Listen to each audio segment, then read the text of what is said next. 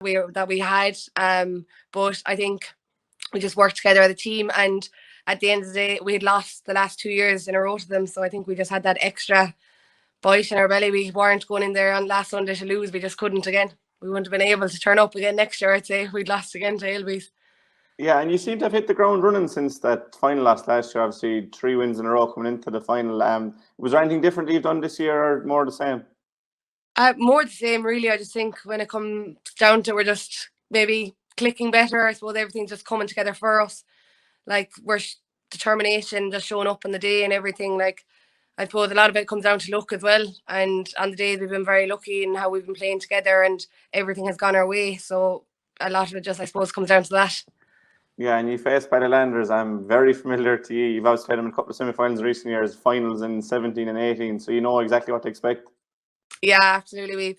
I suppose they beat us 1 year, and then we played them and beat them, and it's always a battle up against Ballylanders. And the last 2 years, we've had a great battle against them in the semi-finals.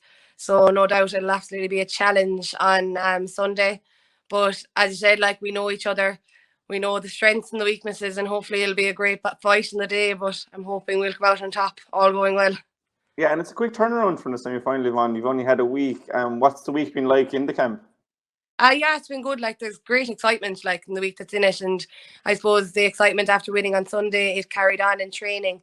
But heads are down now. Like, there's, as I said, we won, yes, on Sunday, but it wasn't what we are looking to end it on. We want to win the title, and we had to knuckle down, work on little things, and concentrate on our strengths again and our weaknesses. And I suppose it's just been, there's real excitement and, I suppose, determination that we hopefully will do it this year. And it's obviously your fifth successive final. There's must be huge experience in the camp. Is that something that's kind of easing you into it? Definitely, yeah. Like, I suppose the last 5 years we've been in the final, but I suppose we still have won. Is it in the last 5 years? So, like, we have the experience of it, but unfortunately not the winning experience.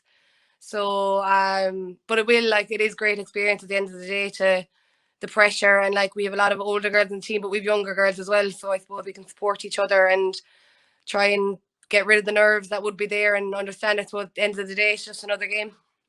And it's the game's been played in the Gaelic grounds. How important is it for you that the showpiece event of your year is going to be on in Limerick Showpiece Stadium? Oh, it's huge. It's absolutely huge. When we heard it, like, it added to the excitement. It's great for women's sport, I suppose, that it's just getting the recognition that it deserves.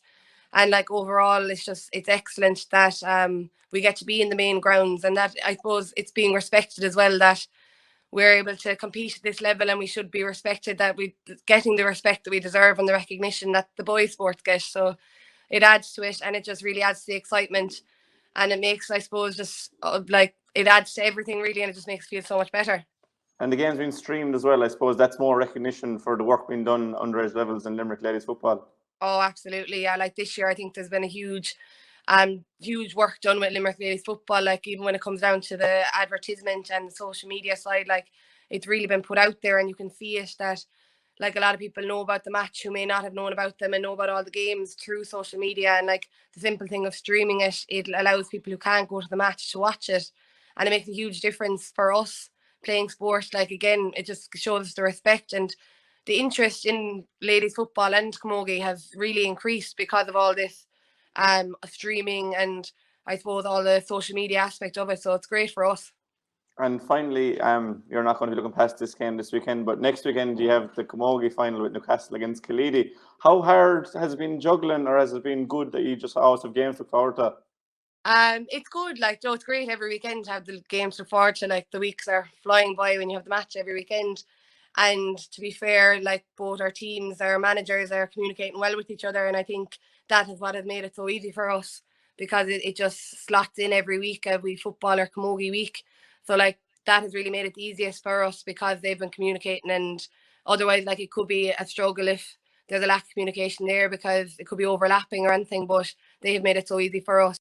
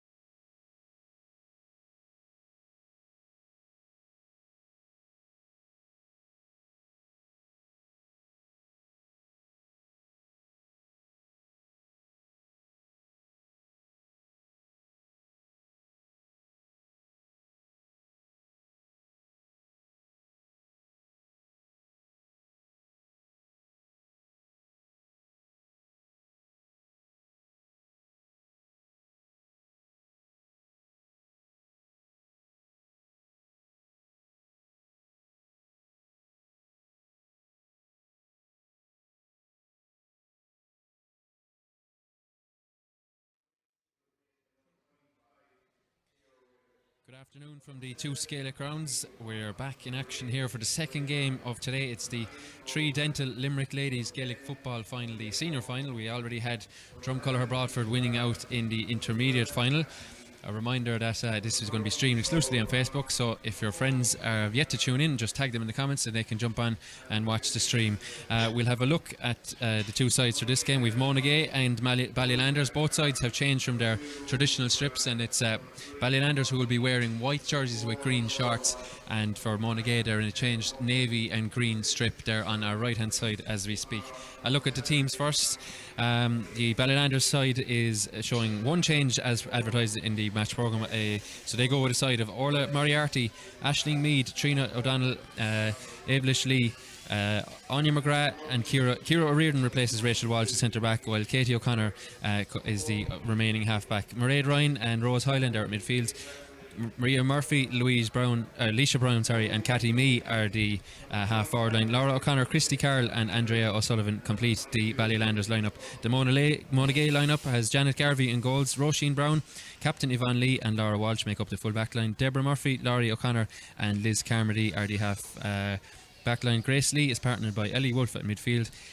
Amy Curtin, Bridget Cahill and Karen O'Leary are the half forward line, while Kate Geary replaces Aoife Corbett in the inside forward line. So you'll see number 22 Kate Geary in action. So she's joined by Katrina Davis and Ella Whelan and the inside forward line, but we do expect a number of positional switches. Tom Clancy is my name. I'm on commentary duty here, and I'm delighted to say I'm joined by Matt O'Callaghan of the Weekly Observer at Vale Star, and I'm also joined by 2018 All-Ireland Junior Football Championship winner Rebecca DeLee. And first of all to you, Matt, good afternoon, and just a quick word on the intermediate final, which finished up not that long ago, and a victory for Drumcolour. Yeah, and I suppose you'd have to say it was a deserved victory in the end, Tom, although it looked a bit shaky for quite a while there in the first half. They looked the most likely of winners, but when Ula got the first goal, it sort of brought Ula back into it, and certainly when they got the second goal, it was game on. And I had seen Broadford the week before, and they had allowed Maru Boher come at him for a considerable period, but Maru Boher didn't make it count. But that was unlike today, where I thought there was a greater edge actually to the Ula attack, and they threatened more. I honestly think that in a converse way, Tom, the sending off or the sin binning for 10 minutes, I think it galvanised Broadford. They only conceded a point in that 10-minute period, but they seemed to up the tempo and seemed to exert the level of control which they didn't relent after that. Yeah, so Broadford back on the senior ranks. They won the title last year, but as I said already, no promotion for them. Turning attention to this Dental senior final, and Rebecca, I'll come to you first. I believe you were at the Monagea semi-final last week, where they defeated county champion St. Ailbe's by 1 goal and 9 points to 1 goal and 3. What did you see in that game? Were you impressed by Monagea's output? Yeah, definitely. I suppose the way they retained possession and they worked the ball up the pitch, they were just very good at recycling. They really worked as a team. I think everyone really pulled their weight, and it'll be interesting to see the outcome of this match now. And I suppose at the end of the day, how will they react to playing in the Gaelic grounds? A lot of these players haven't played in the Gaelic grounds before. It's a massive occasion at the end of the day. It's senior county final, and you wonder, will that play a part? And I thought they kept their composure last week, but just with being in the Gaelic grounds now, how will they fare out then? Yeah, a bigger crowd, of course, and it's but completely different conditions to that in Clorina last week, which faced the sides. Cathy Mee just coming back from her toss there, she's the last player into the Ballylanders team photo. Great to see so many numbers on all 4 teams participating today. Matt, I come to you on for a bit of insight into the Ballylanders side. They won 3 in a row a couple of years ago. They're trying to scale those heights again and get back on top in Limerick.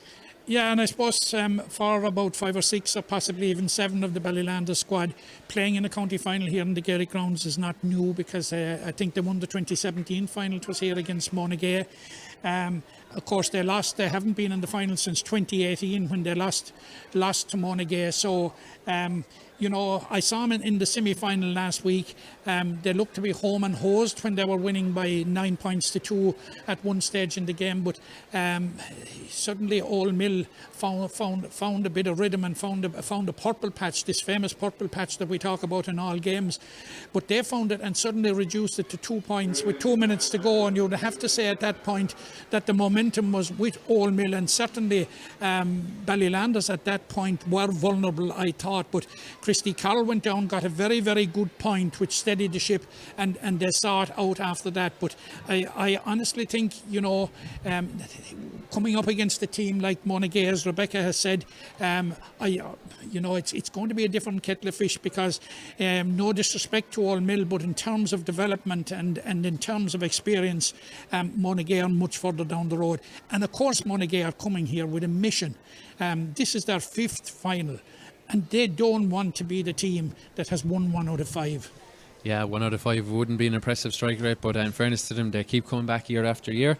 As Matt said there, Ballylanders 11 points to 1-5 victors over Old Mill last week. So Christy Carroll's point there, just sealing that one for them. So far in the championship, well, Ballylanders have scored 9 goals and 26 points, and they have been pretty mean at the back, conceding just 3 goals and 23. Well, Monagea, well, if you're looking for an impressive defence, theirs has been pretty impressive. 1 goal and 14 conceded across their goal or across their 3 games.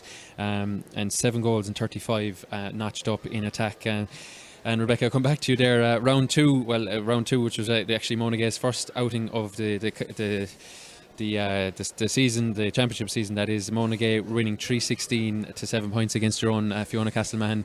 A tough day at the office, but it probably emphasised how good Monagea are. Yeah, definitely. I suppose I play with him for Newcastle West, so I suppose we know all the tricks and the traits going with each other. So I think we had put down such a mark against St. Bridget's. I think Monagea were coming into the match obviously well up for it, ready to go, and I think we were taught a lesson really on the day, and I just thought again seeing them play St. Helby's last year. Okay, we stand now for our Andavine.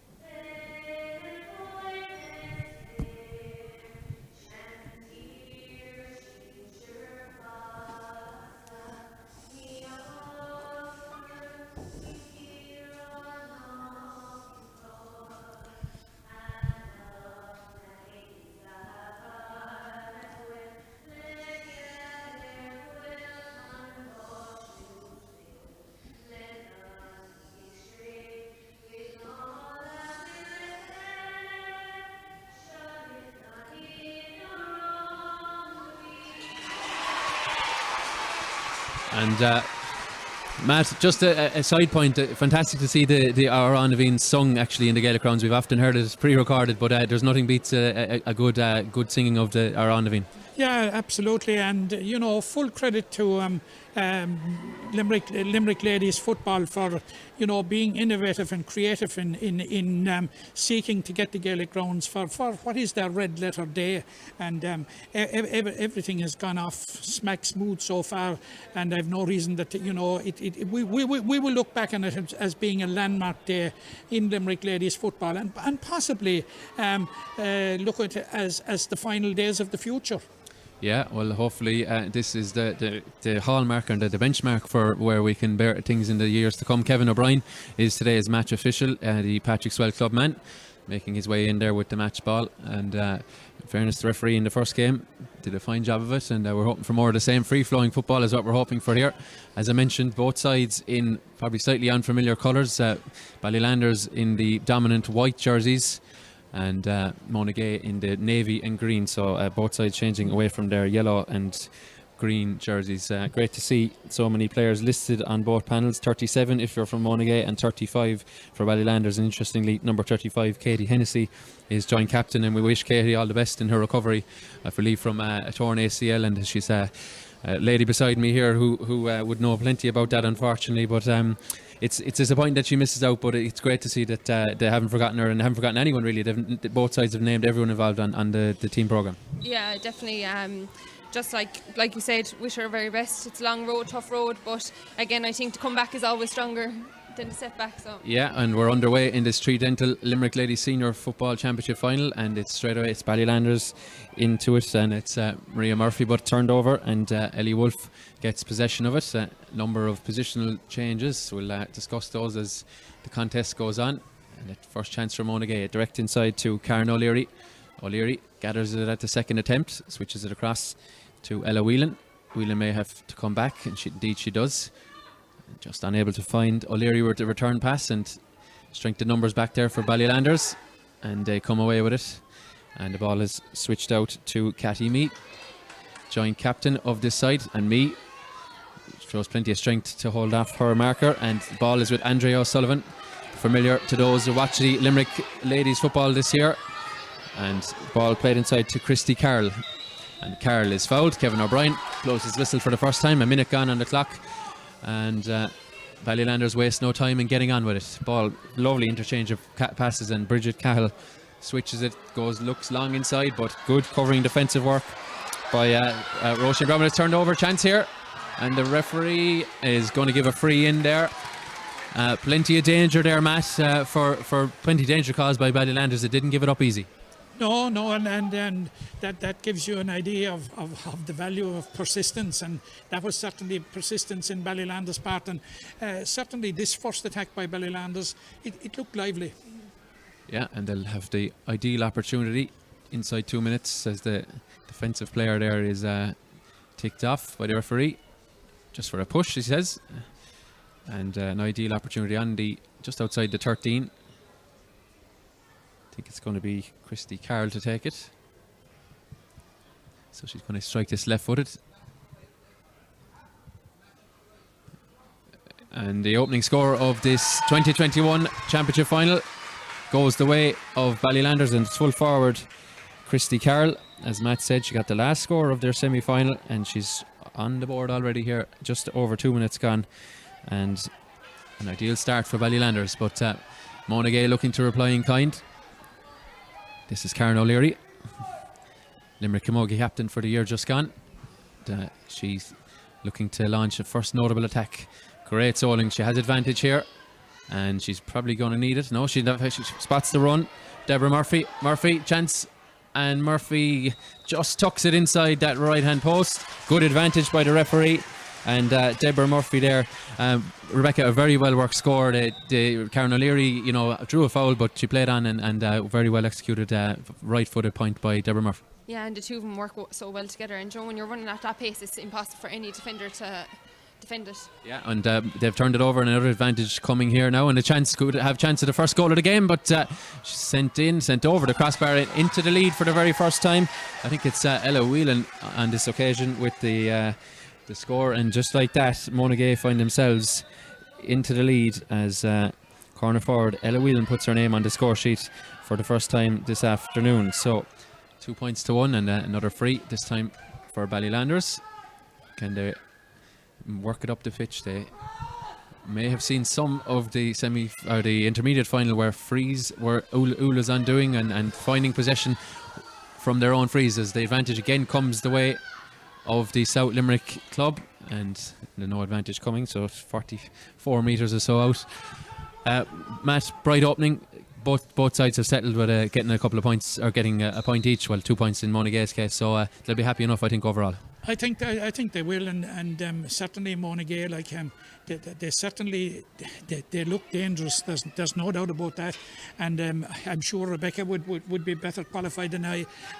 Karen O'Leary was absolutely immense in the semi-final, and she looks to have been picking up on that form again here in the early moments. Yeah, Aisling Mead gets possession. Aisling Mead named at number 2, but seems to be playing more close to the centre back, as ball finds its way to Christy Carroll, and it's switched inside to Leisha Brown. Leisha Brown had thoughts of an equalising point, but is dispossessed, and they come away with it through Deborah Murphy. And Murphy, another player who's very formidable in the Camogie Stakes, and she switches the ball across to this near stand sideline. You can probably hear the volume in the Gaelic grounds is pretty notable, as Grace Lee grabs hold of it. Is she fouled? She is indeed.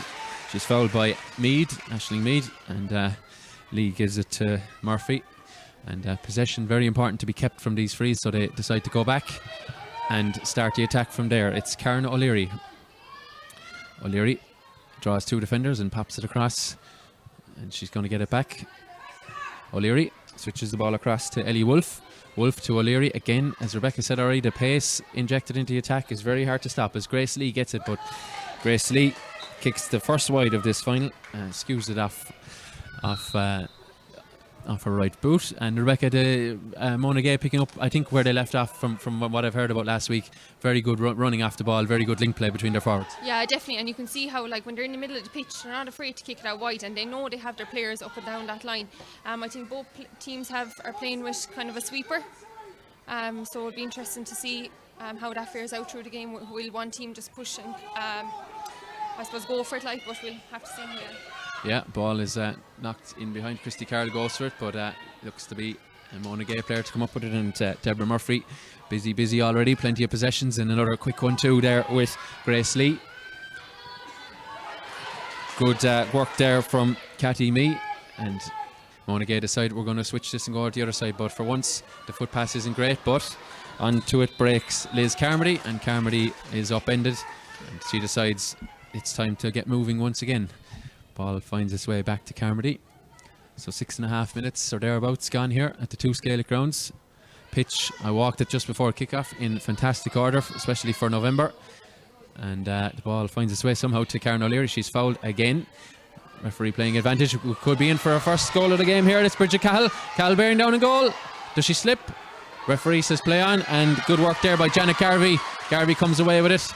And a bit of a let off there for Ballylanders, but in fairness, 4 or 5 players did get back. They didn't give it up, and they launched the counter-attack. Andrea O'Sullivan switches it across to this near stand side, and pass just isn't accurate enough as Christy Carroll misses out on it, and it's picked up by Trina O'Donnell. O'Donnell inside to centre back. Sorry, that was Yvonne Lee into Laurie O'Connor. Mixing up my full-backs as the ball is just overhit there by Bridget Cahill, and it's out for a line ball. Matt, you'd probably be the happier of the 2 sides from Monagea, not from the scoreboard point of view, but in terms of their overall play has been a bit more, I suppose, a bit more fluid than Ballylanders. It has, and they're certainly threatening more. And I think Ballylanders had a bit of a let off there when Bridget Cahill got in behind the defence, and it could very well easily have been a goal. But I don't want to be hopping back on it again, but it looks as if Karen O'Leary is in, because she had started that particular move, and she has already been involved in one of the points, so it looks as if she's putting on mark in the game already. Yeah, and it's terribly important from a Ballylanders point of view that they somehow reduce her influence or negate her influence, because she'll run all day. Yeah, indeed she will. And the referee, well, Mike Mann, the linesman on the near side, he decides this is where the free is from, and Deborah Murphy pops it into Karen O'Leary, has to get her at the second attempt and does so, and she is fouled again. I think that's the 3rd time. And the referee, I think, is going to note the Ballylanders player, but on this occasion the free is poor enough, and Cathy Mee can come away with it. 3. What's the referee giving here? Kevin O'Brien, the referee out there, is one of the most experienced, I suppose, ladies sport referees in the country. I was just chatting with him downstairs before we came up, and his last assignment was in Croke Park, was the All-Ireland Junior Camogie final. So he's been taking a break due to work commitments since, but a very, very experienced official taking charge of the game today. Yeah, very interesting to note that that was his last time behind the whistle, or on the whistle, and on this occasion he gives a free to Monagea, but they go backwards to Laurie O'Connor, and she finds Grace Lee to Deborah Murphy. I'd say she's a statistician's nightmare, because she's so busy that you'd be running out of ink in the pen. So chance now for Monagea to try and extend that early advantage, but the referee lets play go on here. Nothing wrong with it, he says, and that's good defensive work by Ballylanders. They turn it over and launch an attack of their own. This is Mairead Ryan. Can she drive through the middle? what can she do with it? Skips inside. Ryan to Andrea O'Sullivan. O'Sullivan jinking onto her left hand side. Solas it with the right, and too many steps, says Kevin O'Brien, and good defensive play from Monagea stopping that. 10 minutes now played, and advantage Monagea.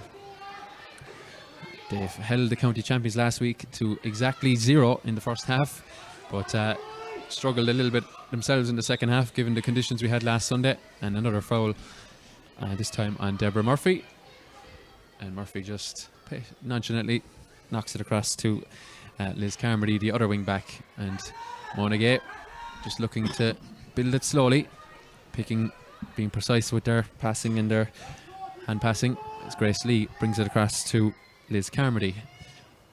What does she have in front of her? Well, she has another player out wide here, and fair play to Monagea keeping the width, and the ball is sent in and it's just creeping to the right and wide. That's their second wide. Matt, maybe something needs to change for Ballylanders here. They're kind of sitting off a little bit too much, and they're inviting Monagea onto them. They are certainly inviting Monagea on, and Monagea could have a couple more scores on the board. I think 2 points to 1 lead is flattering Ballylanders after 11 minutes, if I'm honest, because certainly the more likely and the more of the action and the more in terms of possession, and to be interesting to see the stats on that, it certainly has been in favour of Monagea. Yeah, Christy Carroll involved in it here, goes backwards to midfielder Rose Highland, and Carroll sends it inside to Leisha Brown. Brown bearing down on goal. Can she level the game up here? Spills it and then collides heavily with, I think it's Deborah Murphy.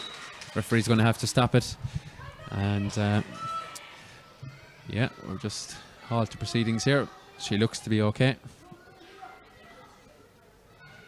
Kevin O'Brien decides we're going to go back for the free, and it's going to be Janet Garvey and the Monagea goal who's going to take it. A reminder, we still have the water breaks in operation, as Deborah Murphy does require treatment.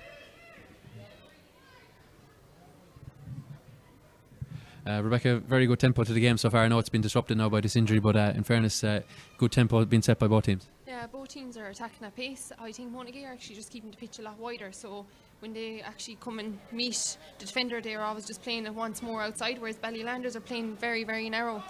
Just say about Mairead Rinder, she actually won her county intermediate championship yesterday with Cratloe, if I'm wrong now. She could correct me. Clooney Quinn, I think. Yes. Sorry, she won her intermediate championship yesterday, so credit to her today to go out there and play a second game. And I suppose that's one thing we've been very lucky with this year, that the ladies football and the Camogie have actually organised so that it's every second weekend, so there is no burnout of players. So yeah, good communication between both boards, and it's something that I know from it's turned over here, and Andrea Sullivan sharpest to it, and Andrea Sullivan is now thrown on the deck, and it's going to be a free in.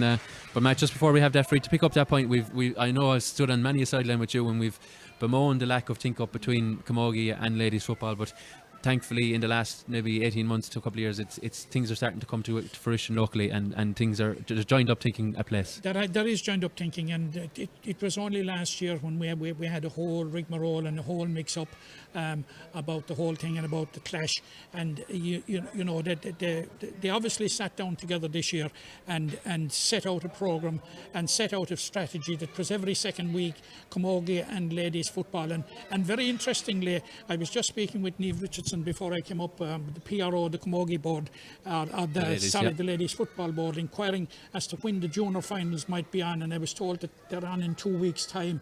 So even at this concluding stages, there's not going to be clashes, which is very, very, very, very admirable. Yeah, and clarity for players in terms of work arrangements and holidays and all the rest of it that goes with being an amateur sports person. And so we're going to resume here. So long may that continue across both codes, and a chance now for Christy Carroll to double her tally and double her side's tally. We're just 14 and a quarter minutes into this one, disrupted now in the last couple of minutes by injury. Christy Carroll, beautiful strike at the ball off her left foot, and Christy Carroll makes no mistake, and the first score for them since the second minute. 15 minutes now on the clock, and I think Ballylanders will be happy enough, it must be said, that they've been second best in a lot of their sectors, but they are not second best on the score sheet. It's level pegging, 2 points apiece, Once again, Deborah Murphy driving through the middle. It needs to be tracked, and she is tracked this time by Rose Hyland, but she's not involved as the ball is just overcooked there. And disappointing turnover if you're a Monagea supporter. So will it be 2 county titles heading back to the west today after Drumbrodford's victory over Ula earlier this afternoon? Or will Ballylanders get their 4th Ladies Senior Football Championship title? Remember, 3 in a row just a couple of years ago, so as they have advantage here now, and the play continues. The referee still with the arm outstretched, and looks like he's going to give a free. He is. So we're beyond the 15-minute mark. We will have a water break soon, although the disruptions in the last few minutes mean we'll probably continue for another minute or two. Ballylanders yet to really get joint captain Cathy Mee into the proceedings. We know what she's capable of doing on the score sheet. She's plotting a lone furrow on this left hand side as they turn the ball over, and Ellie Wolfe breaks up the middle. It's Karen O'Leary.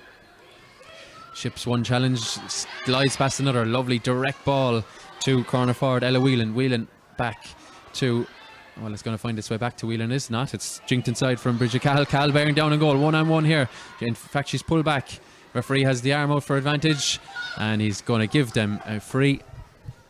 So that should be the ideal opportunity for free taker to push Monagea back into the lead. And again, Matt, we're seeing the injection of pace when it's put in there by the Monagea attack. It's reaping rewards.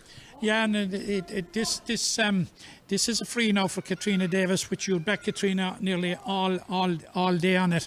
But Bridget Cahill has made a couple of very incisive runs and is playing a very important part up there now. Bridget actually captained Monagea the last time they won the county, if I'm right, when they beat Ballylanders in 2018. But she found an opening there, and that was the second time she has found an opening. And what are we just coming up to the first water break? Yeah, we're at the first water break. 16 3/4 minutes on the clock here, and Katrina Davis makes sure that Monagea lead by 3 points to do at that water break. Ballylanders, well, they're just going to have to try and tweak a few things here. There's an ideal opportunity to do so. Rebecca, talk to me about Katrina Davis. I know you played inter-county football with her. She, as we saw there, she's a very accomplished free taker, but what's she like around the dressing room? She seems to be a larger-than-life character for having spoken to her once before. Definitely, yeah. What I'd say is it's grand when you're on the same team as her, but maybe not when you're against her. But no, I think Katrina's got very fit this year. I think the moves that she's making inside are, because you've Karen, you've Debs, Grace Lee, Ellie Wolfe, Ella Whelan, they're all, Bridget Cahill, they're all bombing through. And fair to Katrina, she's actually never standing inside still. The room is there for her to go through, and they're keeping it wide, like I said, whereas you could actually hear Ballylanders manager saying we need to keep it wider, because when they start bringing it in, the girls have the pace to keep up with them, so you're not going to outrun them. You just need to play it wide. Yeah, very good point indeed. I think, Tom, in fairness, from a Ballylanders point of view, they've got to devise a strategy to get Cathy Mee on the ball and into the game, because effectively she has been a bystander. The ball hasn't come her way out at wing forward. I honestly think that somebody of Cathy's calibre should be in a central position. Yeah, it looks like she's gone. I'd say it looks like she's going back centre back now. I'd say maybe just take charge of the whole thing and get it set up properly. Absolutely, and this is probably in response now to Bridget Cahill, because I thought Bridget Cahill was playing exceptionally well there in the first half, and it might kill two birds with the one stone from Ballylanders. It might reduce the influence of Bridget Cahill, and at the same time bring Cathy into the game and do what she's good at. Yeah, so it looks like she's gone back, well, certainly for the kick out into the defensive position. She's the target for this kick out. Contesting it well with her, though, is Deborah Murphy, and it looks like, well, actually, Ballylanders are going to come up with it. And Mairead Ryan wins her free. And she switches the ball across to Rose Hyland. Hyland slips, gets it back up in the second attempt. There's a very heavy hit there with Grace Lee. And the referee decides to play on, as Grace Lee is prone on the floor, but Ballylanders happy to continue with it. It's Cathy Mee switches inside to Christy Carroll. Can she get her first from play? Goes back to Andrea O'Sullivan. O'Sullivan pops it across to Leisha Brown. Brown Plenty of Monagea defenders on the cover, so back to Brown now. She is a couple of metres to herself, skips a challenge, hops it. Can she pass it through? Sends this shot in. It's going to go short into the hands of Janet Garvey, and Garvey comes out through a couple of challenges, but bit of a 50-50 one there, but no better player to win one of those than Karen O'Leary. And thankfully for Grace Lee, she's happy, she's content enough to continue. Bit of a heavy clash there in around the halfway line as Monagea decide to go backwards with the free. So 12 minutes or so left in this half. Karen O'Leary, I'm tired just looking at her already. She seems to be everywhere. Switches it across. Lovely ball for Deborah Murphy and just about gets it, but that's a great flick from Cathy Mee, and Mee goes direct inside to Christy Carroll. Carroll looks back. Sorry, this is now Cathy Mee. Switch of positions there, and Mee back outside. Christy Carroll, does she have a support runner? She does, and it's Mairead Ryan. Ryan skips and through a challenge. Was the arm outstretched? The referee lets it go. This is Cathy Mee. 2-3 Monagea defenders there, and the ball switched outside it. Cathy Mee is fouled right in front of the post, and we have another player down, a Monagea player again on this occasion. So looks to be Yvonne Lee, the full back. She came out there and didn't shirk the challenge, so she's going to require a bit of attention. And Matt, chance for Ballylanders to again level themselves, but worrying at this point. We're nearly 20 minutes into the contest and they haven't yet to score from play. Yeah, that has to be a worry for Ballylanders, and I see they have brought out Andrea Sullivan out. It looks into a half forward line position anyway, so like you would see her as being a big scoring threat. But of course Christy Carroll and Leisha Brown are in there as well. Now Leisha Brown very often takes the frees. She plays soccer with Treaty United, and I think was involved over the weekend in a cup final, I think on Friday night. So but she normally very often takes the frees, but obviously Christy is taking them today, and look, she's going to put over her third one here, which she comfortably does. Yeah, Christy Carroll with a hat-trick now of well executed frees. 3 from 3 for her, 20 minutes on the clock, and we are now level for the third time. So no side yet to stamp their authority, certainly on the score sheet. Ballylanders growing into this one, it must be said, as Laurie O'Connor takes the kick out, but under pressure from Christy Carroll. O'Connor keeps a hold of it, to be fair, and Christy comes back at her. It ain't easy back there, and the ball is with Kate Geary, who, while she did come in for Aoife Corbett at corner forward, she's gone all the way back into the defence, so she helps link this one up, and they're going to escape there. Andrea Sullivan with a bit of pressure on it, as the arm outstretched again, and once again Karen O'Leary is fouled. And lovely little ball inside, although not enough on it, because Ballylanders come up with it. Can they launch an attack and get themselves into the lead for the first time? This is midfielder Rose Hyland. Hyland takes too many steps, and straight on it is Ellie Wolfe. Well, we're going to halt proceedings here again, and a ticking this time for Andrea O'Sullivan. I'm sure, I know you're friendly enough, it must be said, with Karen O'Leary. She must be used to this attention in both codes. She's often, probably one of the most foul players on the pitch. She's used to the attention that she draws. It's probably the way she plays. Yeah, definitely. Like I said, when we played against each other, sure, we knew the ins and outs, so we knew how to push each other buttons. But definitely, you can see she's back in the back, she's up in the forwards. The pressure again. But I must say, Ballylanders really come out after the water break, and I think they're putting great pressure. I think they're set up, like you say, Cathy Meads on the ball a little bit more, and they're showing great aggression. Yeah, they are indeed. There's another couple of strong challenges in there, but play on, says the referee, and ball is going to find its way out to Rose Hyland. Hyland getting a lot of the ball in the last few minutes into Christy Carroll. Just ducks under a stray arm, and Carroll has to go back, and she does. She comes outside this time to Cathy Mee, and Mee gives it inside to Marie Murphy, and Murphy switches it across to number 25, and that is Ciara O'Riordan, and well, it's going to be free to Monagea. So can one of these two sides get themselves in front and try and get dominant? The ball is going in around the house. It's a dangerous ball in there. Looks like there's enough covering defenders. It's not. It's played first time off the ground, more or less. It's just on the ball bouncing there. And well, she's down on the deck. I'm not sure exactly who that is. Looks like Ella Whelan. Ella Whelan, yeah, her second point of the afternoon. And she looked second favourite for it, Matt, and she managed just to throw a stray boot on it and over the bar. Yeah, and that's the kind of shot that could have gone anywhere. It could have gone easily as under the bar as over the bar. Of course, it could have gone wide as well, but she just met it right and put it over and puts Monagea back in the lead. But she seems to be down. She's getting back up again now, but Katrina Davis has given her words of wisdom to get her back up off the deck, and she looks okay to continue. So a chance now the magic words of Davis have worked again. Yeah, Katrina Davis, another member of that 2018 Limerick Junior side who won the All-Ireland final against Louth in Croke Park. So accomplished footballer to say the least, as ball is turned over, and this time it's Amy Curtin. Not seen an awful lot of Curtin so far, but Liz Carmody gets the ball off her. Lovely little interchange of passes. Looking for back-to-back scores in this contest, but it's turned over. And another free out here. Must be said, a very healthy crowd beneath us in the Mackey stand here. Great crowd for the first game as well. Ula brought plenty of colour, plenty of noise, but unfortunately came out second best. And the spoils going back to Drum, as once again involved in a heavy hit is Grace Lee. Nothing in it really, she's just tried to look to block the hand pass and ships a heavy one. So Kevin O'Brien does the right thing, calls in both medical teams.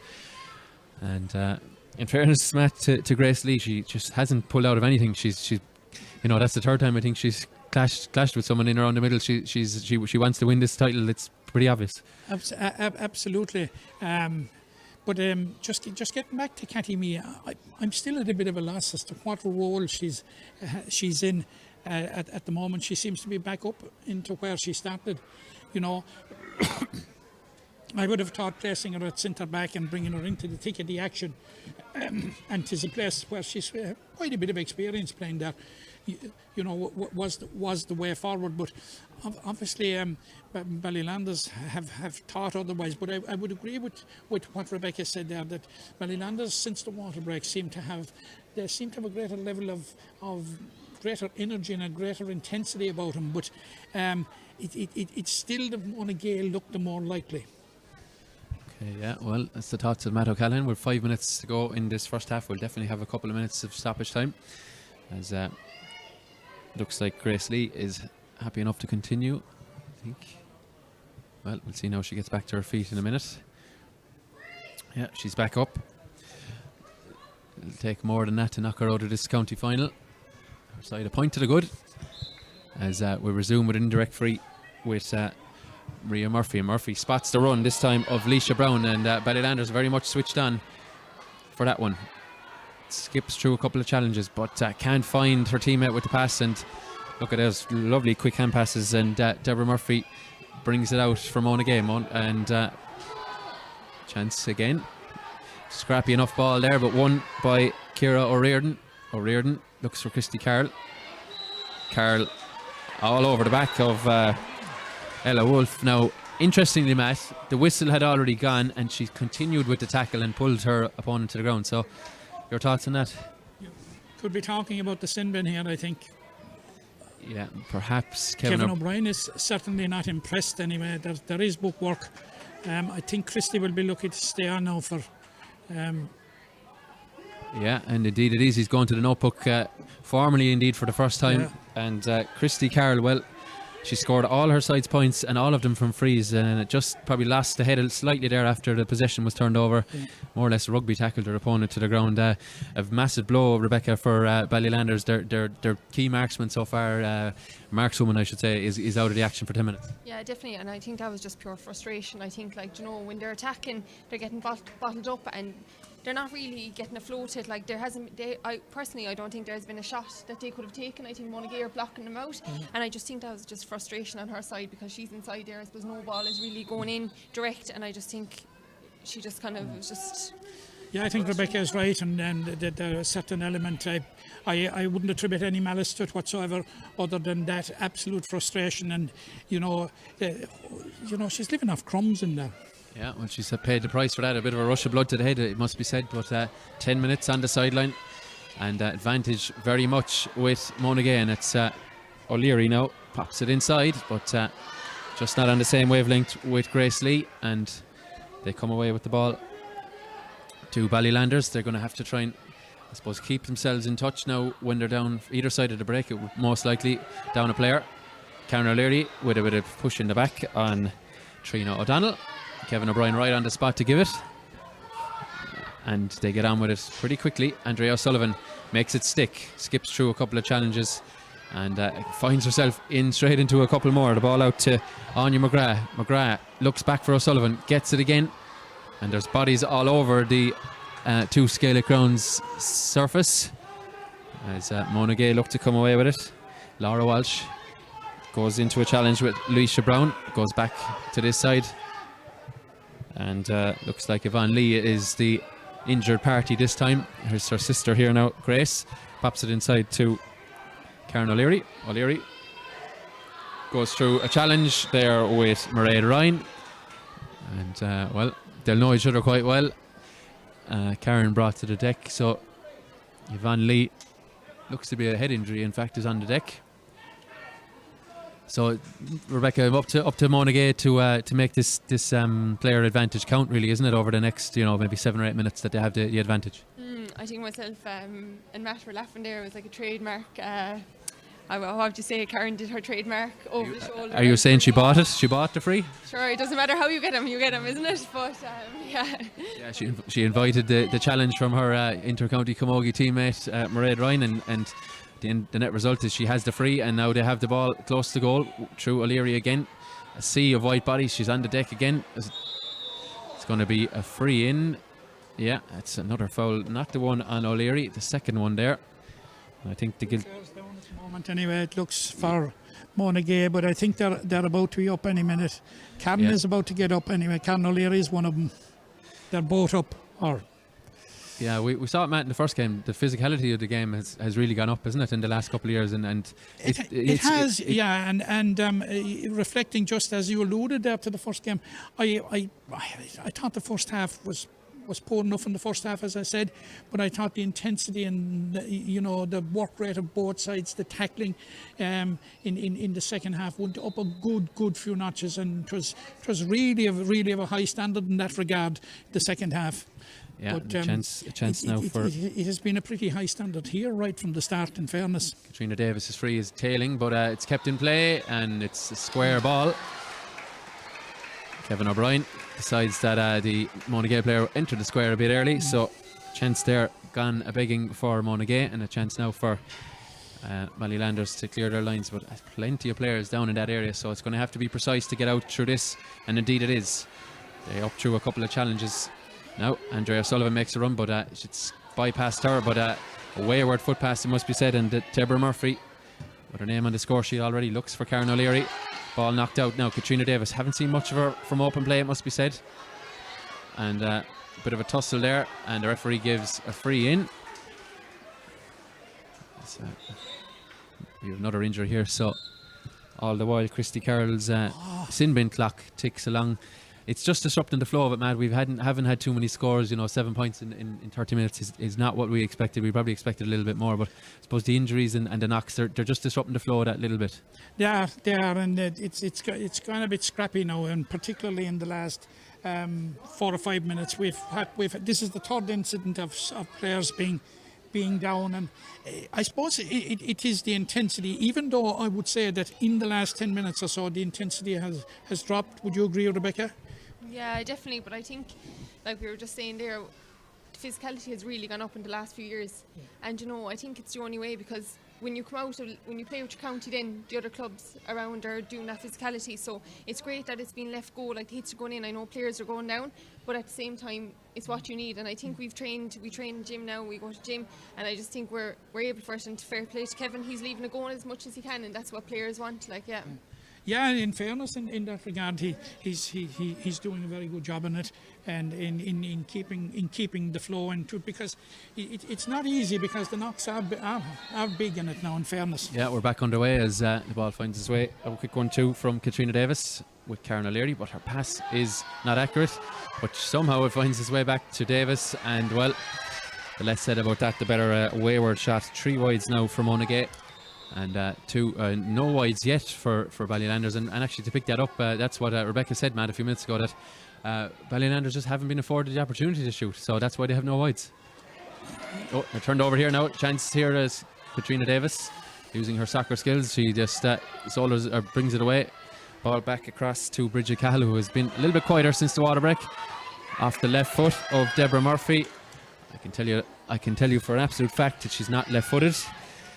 That's a fort wide now for Monagea. Disappointing now that they've not, from their point of view, they've yet to really take advantage of Christy Carroll's sin binning. Martin O'Sullivan and his backroom team, they'll be just seeing what they can do now. We're 3 minutes into stoppage time. There's, by my calculations, we've about 6 or 7 minutes of that sin bin used already. So Ballylanders will be happy enough they've got through it, and they're going to get to clear their lines this time. Anya McGrath. McGrath goes back to Katie O'Connor, and Ballylanders just moving it through the hands, switching it from left to right, and the pass is sticking that little bit better now. The referee decides nothing happening there in the middle as another player finds herself on the deck. Katie O'Connor switches it across. Andrea O'Sullivan. As Rebecca gestures that there's a real lack of wit in the Ballylanders attack. I tend to agree with her. That's the difference in the side so far. Monagea setting up very well defensively too, as ball's Mairead Ryan inside to Anya McGrath. McGrath back to the run of Cathy Mee. Switched out again. Mairead Ryan. Sorry, this is Cathy Mee. Keep mixing her up there, but Mee on it this time. She doesn't have much in support, but skips through a couple of challenges. Advantage being played, and Mee will have her free. But Rebecca, that point there, that there's a real lack of wit there. Even when she does break through on the wit, there's a lack of runners too from Ballylanders. Yeah, and I suppose Matt's wondering why Cathy is out in the wing and not in the central row, but I can see what they're probably trying to do. They're trying to keep her out wide, and then when I suppose they break, she's here on the wing, and you really only then the wing back to beat, right, and you're gone straight through. But they're not getting it there. You can see all the space where she took off, but I don't know, you can see why it should work, but they're just not playing that role. Yeah, the free taken by Alicia Brown. But prior to the offloading to her, there were one or two chances in that particular move to offload it to her earlier, which might have been more advantage because Laurie O'Connor had picked up the move and had closed in on her at that stage. So, yeah, the first wide of the day there for Ballylanders is from the free of Alicia Brown. A very difficult angle, it must be said, but skewing it slightly to the right. So the advantage is still with Monagea, 4 points to 3, and up the middle comes Liz Carmody. Plenty of room in front of her. Looks for the run of Karen O'Leary. O'Leary puts the brakes on and finds Ellie Wolfe. Pass is going to hand, and the ball is sent right into this corner. Great hands from midfielder Grace Lee. Lee spots the run of Bridget Cahill. Can she bury the first goal of the game? She's tackled late. Well, the referee I think he's happy enough with the challenge, is he? He is. The wide will count for their good covering defender, legal or otherwise, but she stops more than a suspicion of a foul there, I think. Yeah, I tend to agree with you, Matt, but in fairness, we're not the ones out there reffing it, and Grace Lee intercepts the kick out. Good hands again from Lee. 2 hands catches it and can create another attack here. Lovely pass that bypasses, well, they're going backwards here. It's all the way back to the 45, intercepted by Alicia Brown, and Brown finds a teammate, but hands just not there for Ciara O'Riordan, and Monagea come again out to this left wing. Good move there now. Yvonne Lee, the team captain, decides to go back. Advantage still coming her way, so they'll play on as Liz Carmody in possession of it again. Lovely little hand pass to the impressive Bridget Cahill. Back to Deborah Murphy. Deborah Murphy around the neck, and I'm going to preempt this that we're going to have a second yellow here. We're going to be very, very close if we don't. In around the neck, dangerous enough challenge.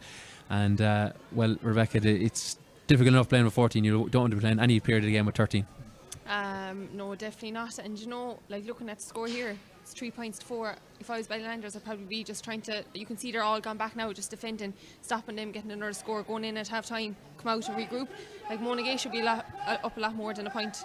Yeah, and it's indeed down to 13 now, as a yellow card comes the way of Maria Murphy. So. And in fact, Christy Carroll should be gone back into the game, I think. No, she's still down here as the free from Katrina Davis tails slightly to the left and wide. There is the half-time whistle here in the two Gaelic rounds. So Ballylanders trailing by 3 points to 4, temporarily at least down to 13 players. Christy Carroll is due back on any second now by my own calculations, so they'll probably play the first 10 minutes of the second half with 14. But Matt, advantage Monagea, though, as Rebecca said there a minute ago, they'll be disappointed. They've kicked 5 wides now, and playing with the extra player, they've really not stamped their authority on the scoreboard. Haven't, and I have no idea what the possession statistics are, but I can say with a certain degree of certainty that it's very much weighed in favour of Monagea, and they certainly haven't reflected it on the scoreboard, and I think the tougher of the two team talks will be in the Monagea camp here at half time, because like they've just got to find a way of converting their superiority into scores. Now Ballylanders will, despite being a point behind, will probably be happy, because they'll say to themselves, like, it can't get much worse than this. We've had Henry O'Sullivan in the bin for 10 minutes, albeit Mary Murphy is going to be in the bin for Christy Carroll. Yeah, she's due back on any moment. She's due back on. But they'll have played the first half with 14 players. They're now going to play the second half with 10 minutes with 14 players. So they'll probably say to themselves, it's not a very bad position to be in, considering. Now they'll be slightly worried that they haven't scored from play, which is a worry, and any time. But I think Monagea have reason. They have reason to be concerned, Tom.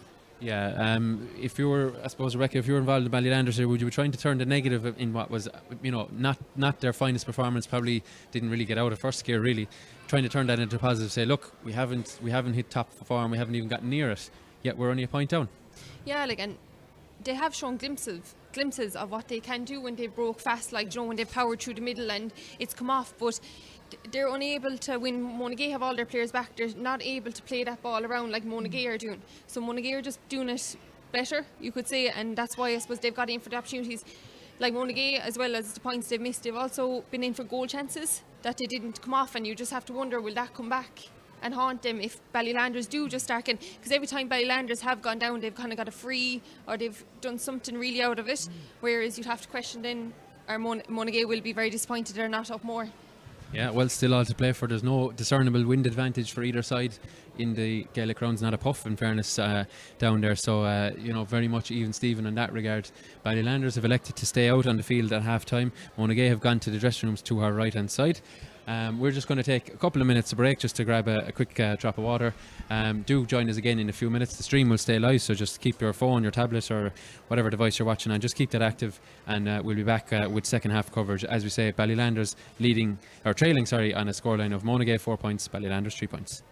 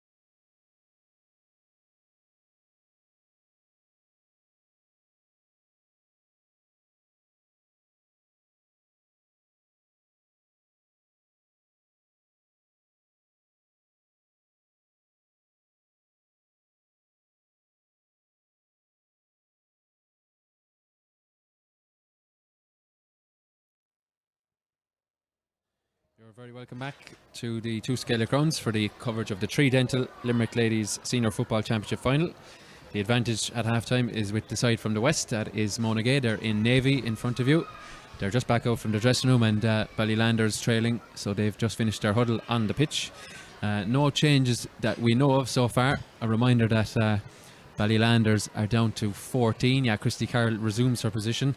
Just the 10 minutes had just expired as the half finished, so she comes back from her sin binning, but her teammate Maria Murphy was sin binned at the last action, more or less, of the first half. So she's about 9.5 minutes, shall we say, left to run on that clock. So advantage very much with Monagea, but they didn't make much advantage of it. Tom Clancy, anyway, taking you through this second half, and joined once again by Rebecca DeLee, All-Ireland Junior Ladies Football winner in 2018 with Limerick, and joined by Matt O'Callaghan of the Weekly Observer and Vale Star newspapers. So we're ready to go, bar a football, probably one of the most important things you do need for the sport. But Kevin O'Brien will get one in a moment. Matt, we were just discussing there just before the break, or as the break came, advantage Monagea in the score sheet, but they won't be happy with their level of performance, particularly when they were a player up for that 10 minutes. They didn't really punish Ballylanders for that yellow. Yeah, they'll be happy probably with everything that happened in 2/3 of the field. They'll be probably happy with how they defended against Ballylanders. They'll be happy how they worked the ball into the final third, but they certainly won't be happy with their finishing. They certainly won't be happy with their decision making in the final third. I think it has left them down considerably, because certainly in terms of, and I made the point, in terms of possession, like it's a huge advantage to Monagea.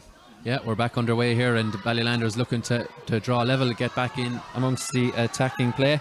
And Laura O'Connor comes back to Cathy Mee. Will she take one on from here? She won't. She checks back, pops it inside to Christy Carroll. Their only scorer so far, and Christy Carroll, 32 seconds gone in the second half. They managed no score from Lay in the first half. They've managed to right that wrong immediately. And Rebecca, that's exactly what I'm sure they were talking about in the huddle. Get on the front foot straight away, and they've done that. Yeah, definitely, and I suppose that's what we were talking about as well, is just how they recycled the ball in the first half. We didn't think it was a good enough standard, and there you could see they were all looping around. I felt they all wanted the ball, and God, it was a great score. Great score from Christy Carroll, her fourth off her left foot and first from play, but ball here comes back. Cathy Mee unable to grasp it, and Monagea get away with that one. A bit of a loose pass as Liz Carmody grabs hold of it, and patient attack, you think, again from Ellie Wolfe back to Carmody. Carmody met by a Ballylanders defender. Ball popped out here to Amy Curtin. Curtin has to come back, and she finds Liz Carmody, and Carmody has to come back to Bridget Cahill. Can Cahill switch it? She can, and she switches the ball across the sun-drenched side of the two Gaelic grounds. So chance here now for Katrina Davis. Prefers her right foot, manages to work her way onto it. The shot goes wide, but on the statistics point of view, we won't be counting that because she was playing an advantage, and Kevin O'Brien indicates it's going to be a free in. So we're all level here, and a chance for Katrina Davis to notch her second point of the contest from a free, but difficult enough angle. But Matt, I recall a match. Oh, she goes short. We'll pick that point up in a second. She goes short. Can they work it through the hands? They can. It's around the neck. We may well have a third yellow card for Ballylanders. Another high challenge. They didn't learn from the one before half time, Matt, did they? No, and this is the second one in Cam, I think, but referee is having a... Yeah, it's... Is he going to give a third yellow card? He certainly, all the indications are that he is. He is. It's number 2. Are down to 13 players. Aisling Mead. So, it looks as if Katrina Davis may also add punishment to this by putting Monagea back into the lead. Yeah, quick thinking from Davis with the free. She decided it wasn't scoreable, so it went short. And Karen O'Leary, as we've seen so many times, draws a free as the ball is stroked over the bar. And a 5th point of the day for Monagea, a 2nd for Katrina Davis, and indeed, as Matt says, she punishes that foul from Ballylanders. So Ballylanders now with 13 players, they're going to really need to see this 10 minutes or so through and get back up to 15, try and keep themselves in touch, not to let the game get away from them. But chance now for It's just gone in just inside Yeah, it's Deborah Murphy with her second point of the day. Looked to be tailing to the left, but I had enough on it. And her second point, and suddenly we have the largest lead of the match, 2 points. Matt, they probably were told at halftime we didn't make the extra players count, and they're certainly righting that wrong now by making a count early in the second half. Yeah, they are, Tom, but that score in itself was excellent in creation and execution. The way they moved the ball wide to Katrina Davis, and she spotted the run of Debbie Murphy, and Debbie wasn't going to miss from there. No, well executed score, so 6 points to 4, and Monagea in possession again. Ballylanders are going to have to work extremely hard. 2 players down in the context of it is a significant handicap, shall we say, for progressing in this game, but Monagea didn't make overly good advantage of it in the first half, so ball switches across to Liz Carmody. Carmody inside, centre forward. Bridget Cahill has threatened all day. Karen O'Leary ships a bit of a challenge. Referee says play on, and Ballylanders going to have to really be confident in possession. Good play, steps inside for Trina O'Donnell. O'Donnell finds her teammate, and the ball, just a bit of a pull there on the corner back, Evelyn Lee, and a chance for Ballylanders to try and work it up the pitch. So by my calculations, there's about 5 minutes left for Maria Murphy in the bin, and there's about 7 or 8 then for the other Ballylanders player, that's Aisling Mead. So no Ballylanders player apart from Andrea Sullivan now in the other half of the pitch, so Monagea can launch an attack of their own. Switched across here. It's a dangerous enough pass, it must be said. Gathered this time by Kate Geary. Finds its way back out. Can they extend that lead further back to Bridget Cahill? Cahill looks for Katrina Davis on the loop. Good interchange, but Davis's shot had the shape, but nowhere near the length on it, or indeed the distance. As Ballylanders really struggling for options when in possession. This is with corner forward Laura O'Connor, all the way back there, turned over by Amy Curtin. Curtin switches across to Laura Walsh. Switch inside to Deborah Murphy. Can she add a third point? Murphy jinks one way, jinks the other, and straight over the black spot. Exactly what she wants to do. Rebecca, she's wearing number 5, but she's pretty much an attacking wing back. She's defining that role this afternoon. Yeah, 100%, and you can see how Monagea have spoke about at half-time, I'd say, what they're going to do since Ballylanders were down a player, and now that they're down 2, Monagea have really pushed up. They've literally one-on-one back here, and you can see Laurie O'Connor's just kind of holding around her own 65, so I think it's working a treat for them, just really pushing on, like we spoke about, like if there was a lack of fear, afraid to go for it, but they're really going for it now. Yeah, Andrea Sullivan is racing towards that one, but it's her teammate Mairead Ryan who picks it up instead. Ryan, as Rebecca mentioned, won the Clare Intermediate Camogie Championship yesterday with Clooney Quinn, so a busy weekend for her. Not going her way so far here, but time to right that wrong, and a foul there by Andrea Sullivan. She throws the ball away in protest, and well, referees really don't like that level of dissent. She dipped her head, says the referee, and Matt, Ballylanders really up against it now. Yeah, that is frustration again, because when Andrea there had the ball, one good possession over there, but when she looked around, because they're numerically challenged at the moment, because they're down two in number, there just wasn't a white shirt there to give it to. Yeah, we have a chance here. Karen O'Leary bearing down a goal, just about good defending there from Katie O'Connor, and that was a real, I suppose, potential opening there for a goal. We've yet to see either goalkeeper really worked, as Katrina Davis fouls Ballylanders defender, and the ball is with Anya McGrath. McGrath goes inside, another advantage coming here, and Ballylanders just going to have to try and inch their way up the field. See can they get a second point of the second half. 3 points to 1 since the interval. As slow, patient build up from Ballylanders. Have to be accurate here. 2 extra players for Monagea for another couple of minutes.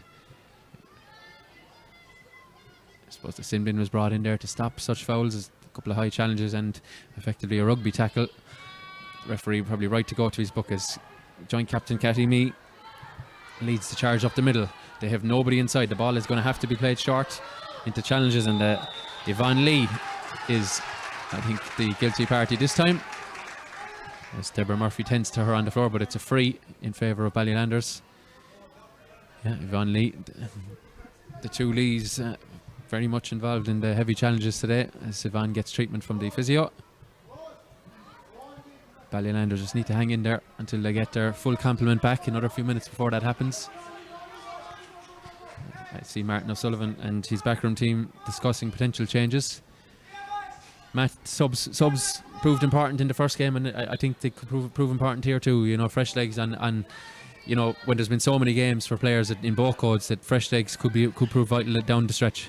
Yeah, it could be hugely important, and plus the fact that there's a certain level of dampness in the ground, which is energy sapping out there, and by God, you can't have same, but those that have been out there in the field have given it everything, Tom. So you're right, it's going to be important, and it may come down to who has the better bench coming into the last 10 minutes.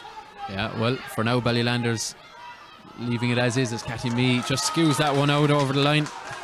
She'll be disappointed with that as Deborah Murphy gets on with the line ball, and straight away Van Lee goes inside to Kate Geary. Geary, it's a bit of a 3-on-1, probably not used to having so much time at times on the ball, and they do indeed, and switched across to Deborah Murphy. 3 points to her name so far.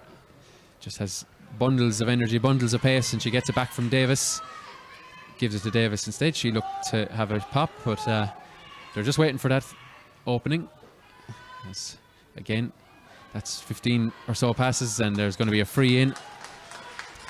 And the scoreboard, if this goes over, Rebecca, the scoreboard really is it's going to be in their favour. I mean, it's been such a low scoring contest. To go 4 points up at this juncture would be very important. Yeah, definitely. Like I thought, Monagea are playing very, very well, and they have their player now back on the pitch, so they're back up to 14. Back up to 14. Oh, they're making a sub here as well. It's Mags Fruin. Yeah, they're back up to 14, and they're also making a sub. But and just confirm who's gone off there. Indeed, I see it. Yeah, 13. Laura O'Connor has done all she can for this afternoon. She's replaced by Mags Fruin. So fresh legs for Ballylanders as Katrina Davis with the familiar stance over the football. 25 metres or so out. It's going to be low, and it's saved. Did threaten a goal, accidentally or otherwise, but saved out for a 45. I think that's the first in this game. 41 minutes on the clock. And I'd be interested to see what Monagea can work from here. Don't think they have someone who's interested in trying to kick this over the bar.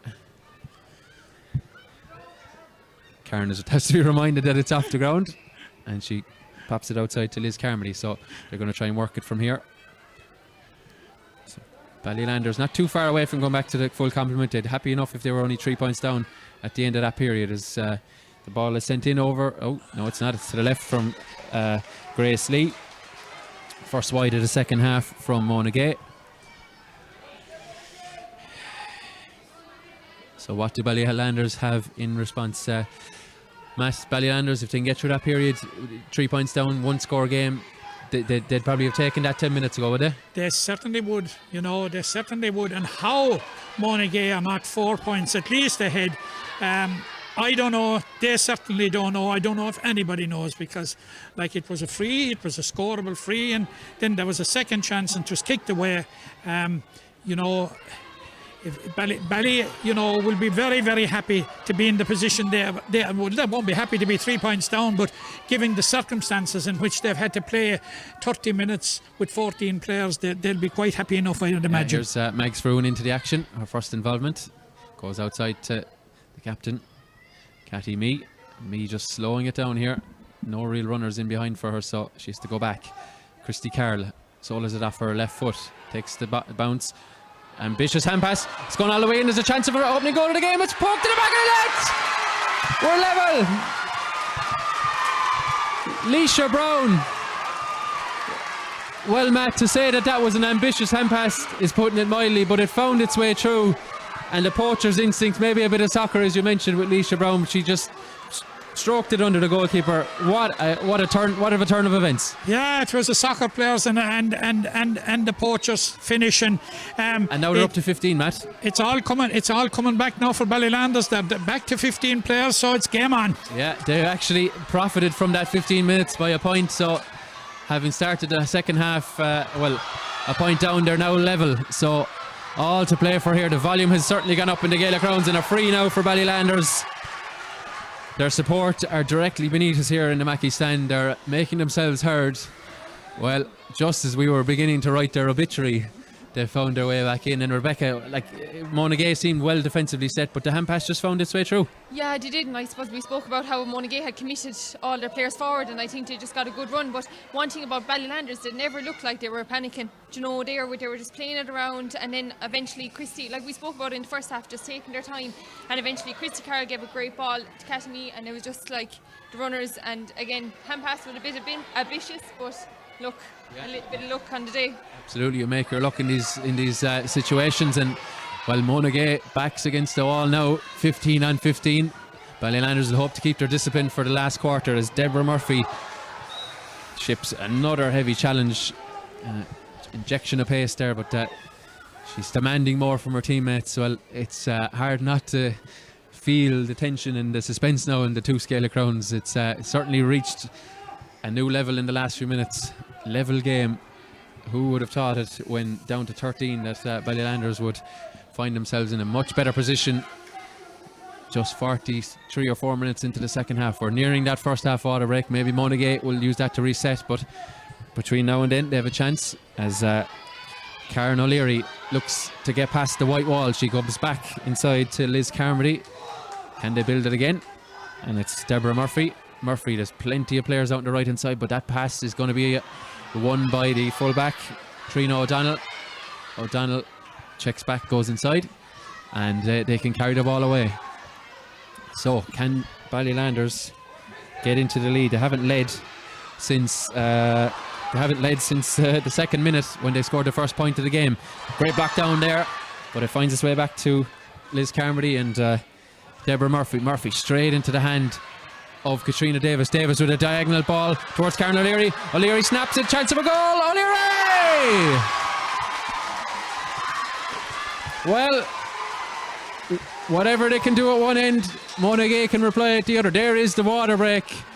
Matt, what a pass by Katrina Davis. She spotted the runner and the finish then to match. Brilliant. Absolutely. And to come, and you know, there was a defender coming across, but by God, did Cam put the bit between her teeth. There was nobody getting that ball but Karen O'Leary, and the finish was just absolutely sublime. I suppose it's the perfect response. Now Ballylanders, after getting the goal and having been restored to 15 players, look to have got a spring in their step. Now it may be turning in favour of Monagea, but you know, it might be just the right time. Because they won't have the opportunity to build on the momentum of a goal, and the Ballylanders will get a chance here now for 2 minutes to regroup. But Tom, what a goal. Yeah, goal of the highest quality. Katrina Davis didn't look for her own score, she looked for the run of Karen O'Leary, who grabbed it, used her pace to get in behind, grabbed it and just slotted it into the far corner. Brilliant goal. And well, Rebecca, it's a roller coaster of emotions. I know you said you played a bit of underage with Monagea, but as a neutral, which I'm sure you are here today, it's, you know, it's real topsy-turvy stuff, and there's still loads more can happen in the next 15 minutes or so. Definitely, and like I suppose the football quality has been very good. Like Deborah Murphy gave that pass to Katrina Davis, went straight into the hands. Davis looked up straight through the middle. Like, you know, again, we're talking about the wit. Like, that's the only way you're going to get through teams. Like Katrina Davis kicked that out nearly by the sideline, and Karen just was bursting through the middle and into the back of the net. Like, that's what we've been talking about, and we said they'd get through, and they have, you know. Yeah, two expertly taken kick passes, one around the 65 into Katrina Davis's hand, turned right-footed into the run of Karen O'Leary, and well, she made no mistake and slotted the ball beyond the advancing Orla Moriarty. So 1-7, 1-4. I suppose there's a bit about it, Tom, that we haven't seen anything yet. There's 15 minutes to go, and there's we're only getting warmed up here now, Matt. The water break was blown just under 46 minutes, so we have a good 14 minutes plus injury to look forward to. Yeah, and I must say credit to both sets of supporters. Ballylanders, they conceded a goal there, but their support could be heard loud and proud as they cheered their team in for that water break, so they know there's more in them. And Monagea similar as they prepare, looks like, or they have already made a sub, as Ella Whelan has been replaced, and number 26 has come in. So that is Quiva Smith.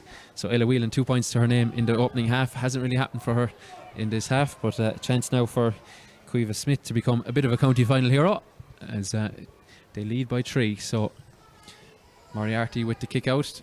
Possession so important from all of these kick outs. There's just a slight delay here.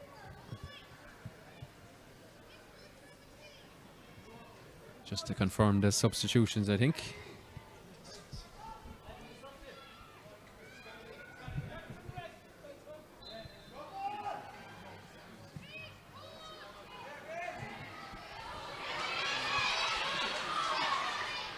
And we're back underway. Cathy Mee marching up the middle. Will we have another twist and turn in the next couple of minutes? Cathy Mee goes beyond a couple of challenges. She's unceremoniously stopped in her tracks. Will Kevin O'Brien go to the book? He's certainly going to tick the player here. Yeah, as Rebecca says to me, it could be yellow. Well, he's let her off there.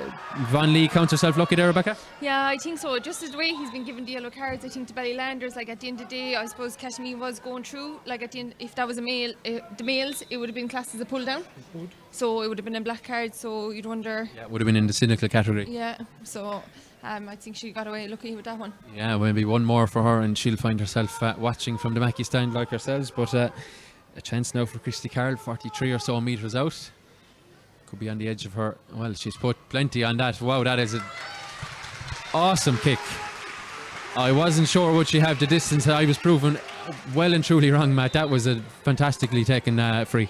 Absolutely fantastic, because it was, as you said, Tom, not far short of 45 metres, and it was an excellent kick, and there was plenty left in it, in that it was well over the bar. Well, they know they have that in their arsenal now as they head down the stretch, so Monagea will want to be careful not to foul in around that area, because Christy Carroll, who has four frees and a point from play, 5 to her name, so she has that in her trusty left foot. As the ball comes back, Bridget Cahill been very busy today as Deborah Murphy knocks it into the substitute Quiva Smith. Smith is dispossessed, and the referee decides that Smith has fouled her defender, and Ballylanders can build once again. So a 2-point game, delicately poised as it was the intermediate final, but a strong last quarter from Drum-Broadford. Monagea will be hoping that they can do something similar like their western rivals, but a chance now with Bridget Cahill up the middle. Bridget Cahill solos it high, hand is out, advantage given. Carr inside to Andrea Sullivan. Andrea Sullivan has it in hand. Andrea Sullivan, what's a great save! Janet Garvey with the save, and this roller coaster continues to churn out results. A 45 is going to be the result. And Matt, we could have had another lead change and another chance for Ballylanders, but in fairness to Janet Garvey, she didn't commit. She stood up well and got 2 hands to Andrea Sullivan's shot. Yeah, absolutely. It was an excellent move by Ballylanders. A fine save by Janet Garvey. As you said, she held her ground. But having said that, Andrea Sullivan did everything right, and it just gives you an idea of the threat that Ballylanders are carry. Actually, what we're seeing as this half has been progressing is we have seen the growing influence of Cathy Mee, which we were talking about from the start, and in particular Leisha Brown. Yeah, well, a chance now for I think Mairead Ryan is over this. She's not even thinking about looking at the post, so she's going to see can someone make a run for her. Physio's on the way off here, so ball just poked in towards the corner, and there's the run there of Maria Murphy. It's all the way out to that touchline. Referee says play on. Bit of a scrum developing there, and it's a white shirt that comes up with it. Ball recycled back. It's going back here. Andrea O'Sullivan, good hands from O'Sullivan. Dispossessed though. Into a sea of bodies went that ball, and out comes the Monagea women, and the chance now. Bridget Cahill back there involved in it. Out here to Amy Curtin. Curtin twists and turns. Curtin finds herself on the deck. Just might have been tripped there by Rose Highland. They don't agree, those from the South Limerick club, but nevertheless a chance for I think that's one way of putting it, Matt. They don't agree. They weren't too happy with that decision, but I think she was tripped. No, the Ballylanders bench are seriously upset over that decision. Well, we have a Monagea player on the deck here. I'm not sure what's happened, but the referee is right beside her. as Bridget Cahill. There's tension here, Matt, to say the least. I think everyone would be wise to just count to 5 maybe and try and relax themselves a little, but easier said than done in a county final day. Maybe at this stage, and meeting some of the people before I came up and when I went down there at half time, there's certain element of tension among the supporters as well. So, we're in a small bit of a powder keg situation, but let's hope we'll get out of it. And as you say, that people will take a step back and that common sense will prevail. Although I don't think it's that near to boiling over. It's just a product of the level of intensity that we had during the game, and a product of how close the game is. Yeah, and we're back underway as Amy Curtin carries the ball into Karen O'Leary. Lovely interchange of passes. O'Leary has it again. A goal to her name already. Can she add to that? Good defensive work there. A couple of Ballylanders players come back. She's going to win the free. A hand in there, a loose hand in there, and Kevin O'Brien says that's going to be a free. So a chance for Katrina Davis to add to her tally, and Rebecca, you wouldn't really back against her from here, so to put them back 3 ahead would be crucial now down the stretch. Yeah, definitely. I think Monagea, I think Karen has a lot of experience. I think going through there, she knew that if she could just meet a defender and she draw a foul, whereas I think up here Ballylanders are a little bit more naive, you could say, and they're literally they're running in and they're not being as cute as Monagea players are. Yeah. Yeah, absolutely, I agree with Rebecca there, and the influence of Karen O'Leary. She was involved in that move twice, and she took it into contact on the hope of winning the free, and it came off. Yeah, and good kick out there from Moriarty, which finds Andrea O'Sullivan. Unlucky not to get a goal a couple of minutes ago. She may need to register one of those if our side are to draw a level or indeed win this county final. As Karen O'Leary thought the free was taken. Just killing the momentum a bit, getting her teammates get their breath back, get their position back. They have more or less 14 players now in their own half. As that ball brought slightly forward there, as Christy Carroll gets on it. Able to solo with either foot is Christy, and she skips back on, does prefer the left, so that's what she was looking for there, but skips back inside as Maria Murphy finds Cathy Me. 3 or 4 defenders in her wake, so has to check back, shouts the steps, but has to recycle it again. And Mairead Ryan goes across to Christy Carroll. Carroll, lovely little pass there from Carroll. Just brought into traffic there. Ooh, she is fouled there. And Matt, I think I've seen a free from this position a few minutes ago, so she's more than capable of scoring this, but she needs to nail it now, because we're at the championship minutes, really, the crucial stages of this game. Yeah, we're into the home straight now, Tom. We're into the last 7 minutes. By the time she has it taken, it's practically identical to where she nailed the last one, and she nailed the last one with some ease, as we reflected, Tom, and we're just waiting for it to happen. This one has a little bit less height in it, but it has enough to go straight over the bar. I must say, as a man who took 1 or 2 frees in my day and put a few wide too, I know a good free when I see one. That was pretty well taken. 5 frees now in a point from play, so 6 of the 1-6 has come from the left boot of Christy Carroll as a substitution comes in from Monagea, and it's number 24 on this occasion, and that's Aisling Corbett. Yeah, Aisling Corbett is coming into the action. Typo on the programme there, but it's Aisling Corbett who comes in for free taker Katrina Davis. So Katrina Davis's race is run as Aisling Corbett enters the fray. So again, 2-point game, so a goal could swing it either way now, as plenty of pressure put on Deborah Murphy. Ball check back inside, finds its way to Laurie O'Connor. Again, they find their way out of trouble, as another high challenge there on Murphy, but she gets on with it. Just slows the tempo and gives it out to Liz Carmody, to Grace Lee, and that's popped up to Ellie Wolfe to Bridget Cahill, and Cahill has been in loads of possession today and has made good use of a lot of it. Goes back inside, Laurie Walsh, and Cahill once again. 5.5 minutes of normal time. This is Corbett now, Aisling Corbett into the action, sends a low ball inside, but it's picked up by Monagea. Sorry, that's in fact Corbett in the action. Comes back inside, chance now for Bridget Cahill. Cahill unable to grasp it.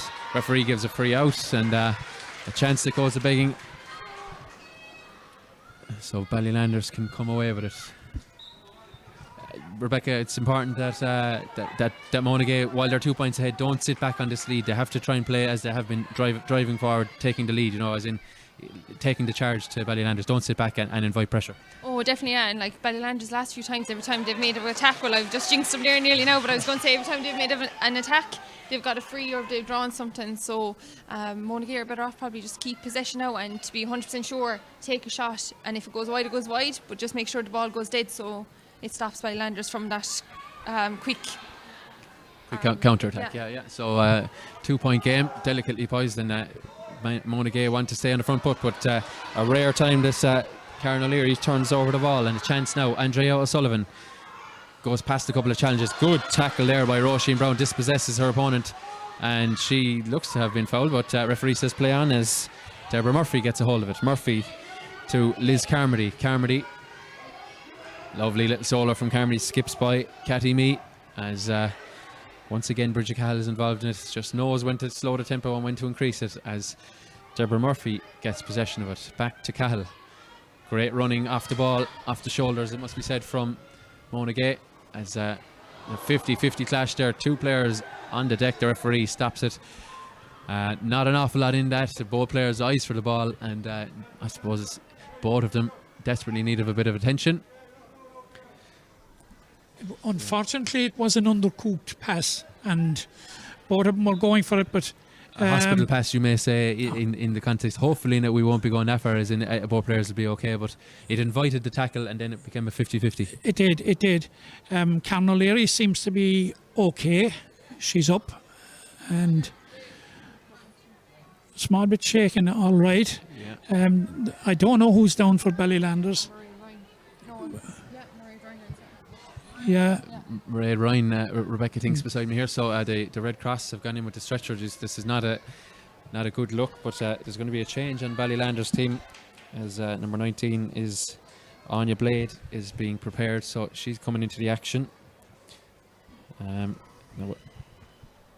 think it indeed is Mairead Ryan that's on the deck, so hopefully she's okay. The Red Cross are in, so about 3 minutes of normal time left plus stoppages, so we still have a decent amount of time left to run in this.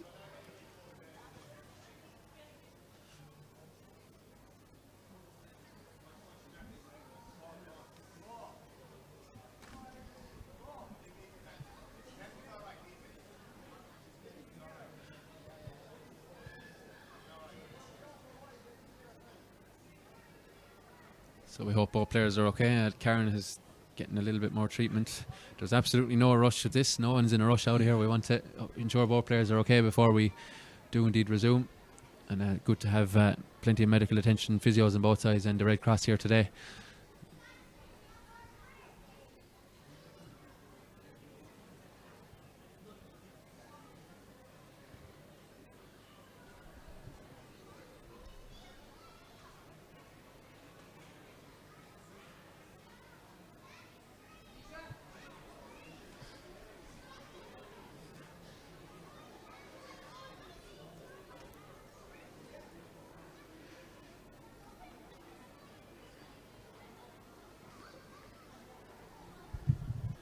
It looks as if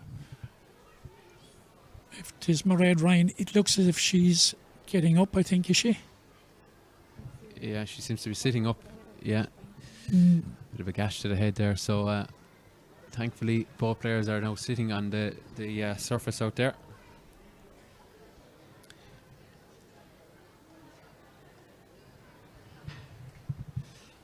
Elsewhere, the rest of the teams in respective huddles, some description on the field, so just a chance for them to. Hopefully, it may not necessitate the use of the stretcher, which they carried out there very, very quickly, but that might have been mainly precautionary. But it looks as if Ballylanders are sending in Anya Blade. Well, Ella Whelan has been prepared for Monagea, so she already was substituted off early in the second half, so she looks to be coming back into the fray.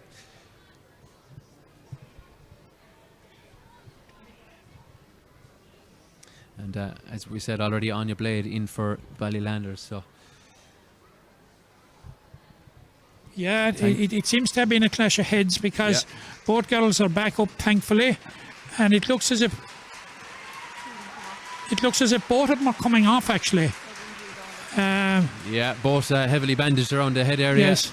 And as I said at the time, Matt, completely a 50-50. Both players, you know, as has been, I suppose, the ilk of this game, both players just going for it, blood and thunder, as you'd expect. You'd expect no less. And well, you would expect from both players, hugely influential for their respective sides. So it looks as if. I'd say Karen's there arguing, saying why can't she go back on that? She's fine. But I'd say they have to take the right precaution. So she seems to be insisting on going back on, but the Red Cross are having none of it. So thankfully both players able to walk off the pitch. Karen is not too happy and is prepared to remonstrate with anybody that's prepared to listen, including the unfortunate linesman, and she was passing. So and Mairead Ryan is more. Mairead Ryan has also been replaced. So Anya Blade for Mairead Ryan and Ella Whelan in for Karen O'Leary. Two players having impressive games, it must be said, so their sides must progress without them. As there's another pull down there. The referee maybe just going to note and player there. There's Anya Blade's first involvement is to pull a player to the ground. You would have to say, Tom, that the game has been robbed of two very influential players coming into this crucial stage. This crucial. I just cut across you there, Matt, because Anya Blade, who replaced Mairead Ryan, has yet to touch the ball, and she's been sin bin because she's pulled down a Monagea player, and about 60 seconds after being introduced or thereabouts, she finds herself in the sin bin. So her county final, I would suspect, is pretty much over. Very disappointing for her. So once again, a fourth yellow card for Ballylanders, and once again down to 14. They're going to have to summon something from the spectacular, I think, from here, Matt, to turn this one around. Yeah, it's probably into the territory of throwing caution to the wind now at this stage, you know, because this is 40 minutes practically that Ballylanders will have played with less than a full complement of players. Yeah, and it's overcarried here, so a chance for. Oh, she dipped the shoulder in fact. Blatant free there. A chance for Ballylanders to get up that field. A green flag would completely swing it their way, but we're not sure what additional time we're going to have. It's overcarried, and a chance now for Monagea to add to their lead. They're just going to drop the tempo here a little bit as Grace Lee stands over the free. They're going to have to. Lee looking backwards, and she finds Liz Carmody. Carmody back to Lee, and just trying to find a navy shirt all the time. As Deborah Murphy, composed on the ball, finds Yvonne Lee. Will she be collecting that silverware in a few minutes? You'd certainly think they would at this point, but Ballylanders are going to try and do a thing or two about that. As comes back to Laurie O'Connor, and cries for Monagea to get out of there and switch the ball across to this left-hand side. Ball drop down in front of us here. Can they work a score from here? It's Amy Curtin. Curtin into substitute. Aisling Corbett, and Corbett is fouled. So now there's a chance. 64 minutes on the clock for Monagea to extend it to 3 points. Ballylanders are going to have to try and work this ball the whole way up the field, whether this goes over or wide. They're just going to have to try and, as you say, throw caution to the wind. They have, and this is a crucial free now, and you just wonder with your regular free taker off the field, who's stepping up to it. It's Aisling Corbett. Roisin Corbett is prepared to come in. Aisling Corbett, put it over the bar. Well taken score. 3 points in it. Substitution as another Corbett comes in. Roisin, that is now. Roisin is coming in. Just see who's going to come off for her there. Well, players didn't hear the whistle. Christy Carroll is going to have to give it back to the goalkeeper. As we confirm, Roisin Corbett replaces Amy Curtin. Amy Curtin's day is done. So Rebecca, again, Monagea just want to stay in the front foot and not let Ballylanders get up the field. Yeah, definitely, and it's kind of hard to see how Ballylanders come back now unless they get a goal. But you can never say it's done until he blows that whistle. Yeah. As Andrea O'Sullivan gets hold of it, Christy Carroll on the ground as O'Sullivan is fouled, and again we have bodies on the deck and a chance. I think if it ends in a draw, we go to extra time, do we? I think so. Well, we'll cross that bridge when we come to it. Ballylanders would bite your hand off for extra time or a replay or whatever they could get from here. As Andrea Sullivan is now on the deck, and there's a player from Monagea also on the floor. So we've nearly 6 minutes of stoppage time play. The Ballylanders management not too happy with the card count against them. In fairness to Kevin O'Brien, he's done his best to let things go, and when he's had to call upon the card, he has. But 4-0 on that count in favour of not in favour, but 4 for Ballylanders and none for Monagea, as Kevin O'Brien orders the Ballylanders management off the pitch. A difficult job, it must be said, to officiate a county final. So 1-score game. Ballylanders going to try and push everyone, all 14 that they have on the field, up the pitch and try and work something from here.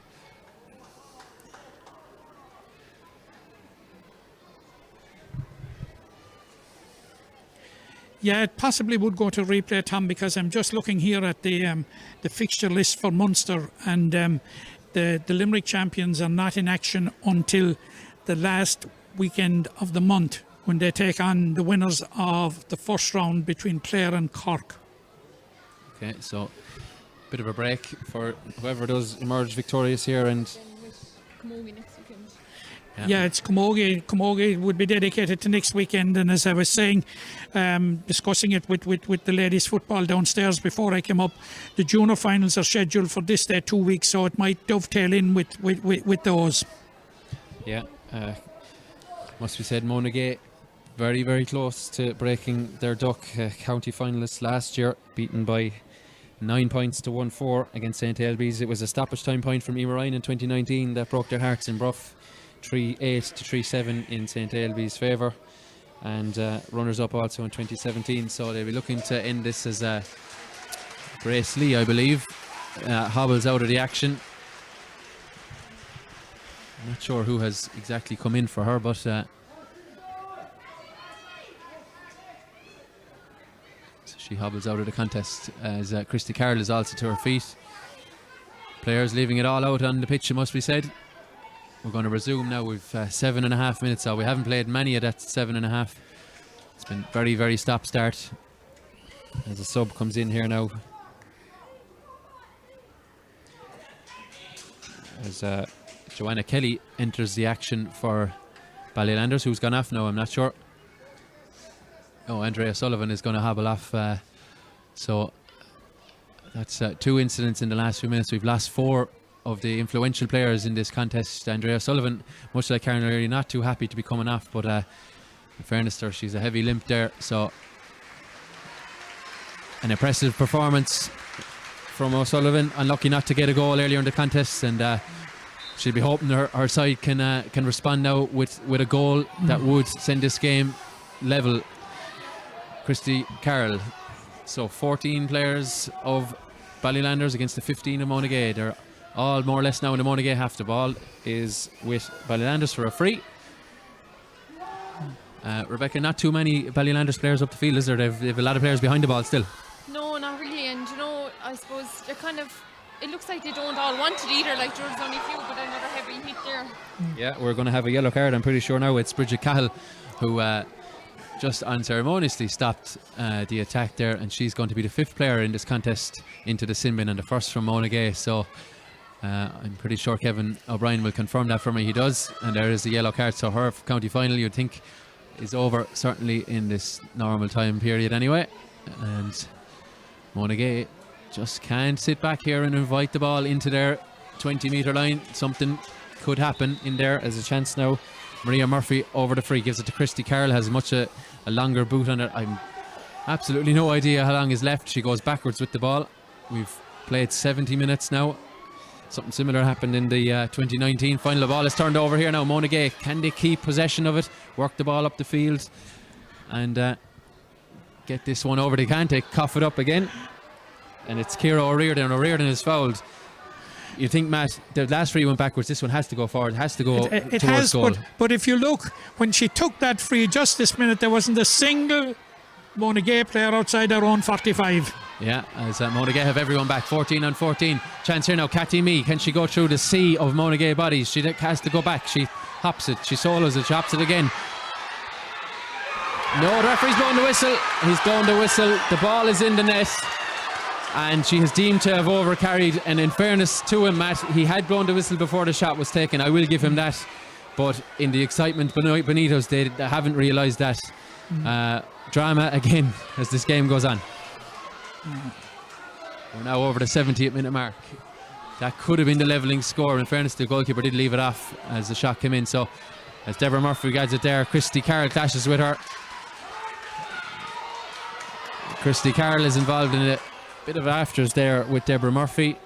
Murphy is on the deck, and Carroll would be wise to walk away from it and let the game continue. We're actually 11 minutes now over the regulation time, Tom. And the game is over.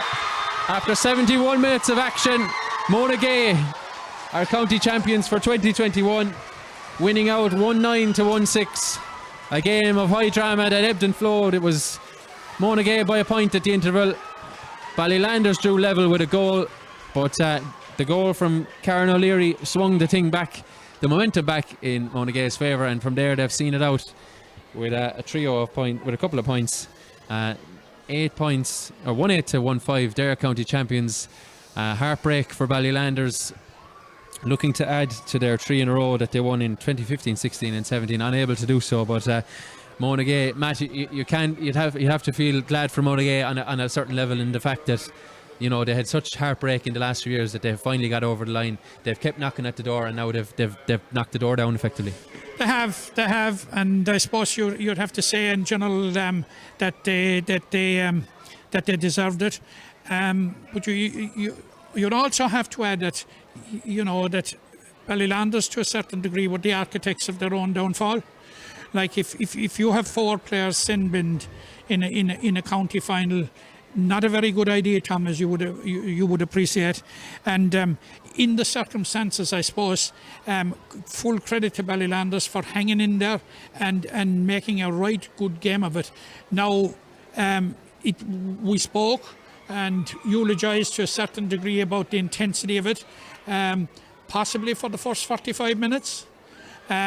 But it certainly after that it became very, very, very scrappy, and it's something of a disappointing end to the finish, to the game at the finish.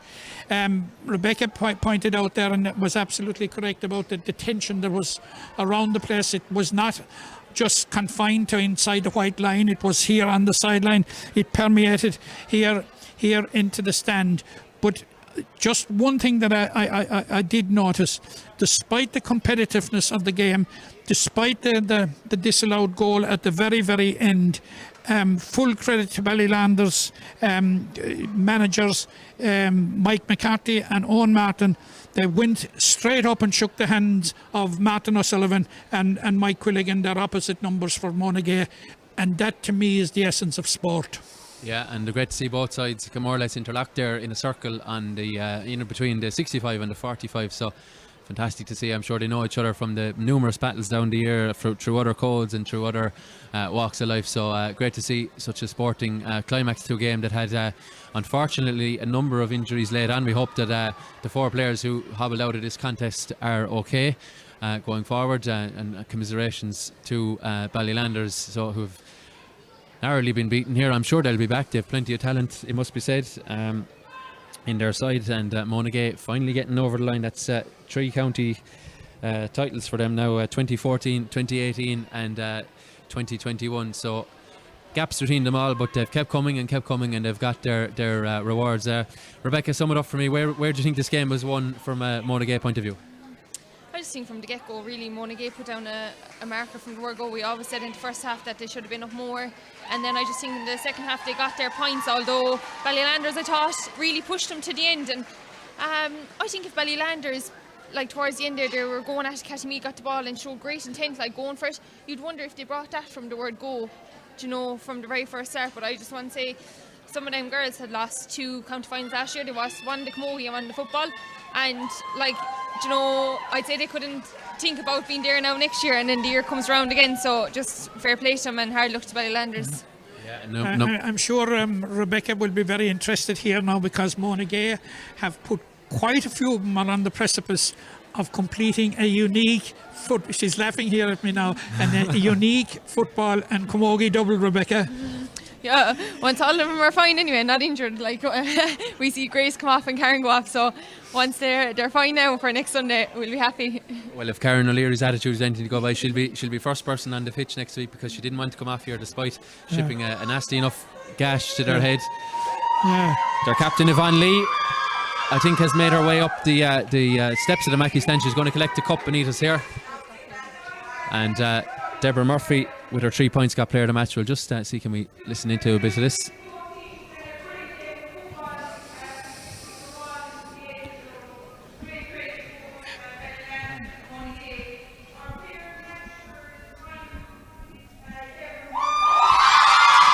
Yeah, so Deborah Murphy confirmed as the man of the match. Congratulations to Deborah. A great performance from number 5 at wing back, 3 points. So a nice little award for her to go on the mantelpiece, along with a county title.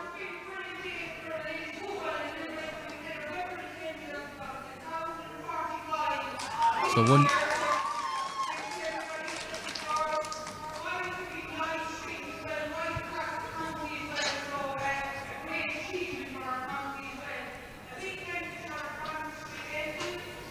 So 1,045 the confirmed attendance here. A great showing from across both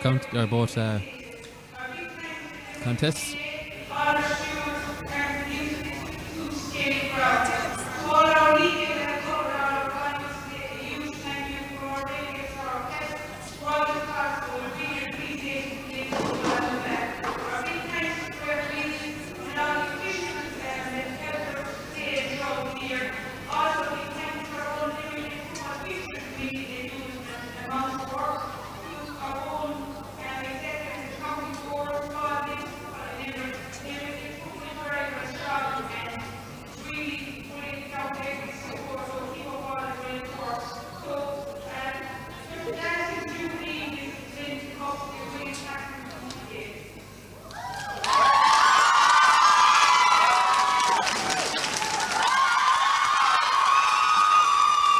So Yvonne Lee lifts the Limerick pre-dental Limerick Ladies Football Championship title.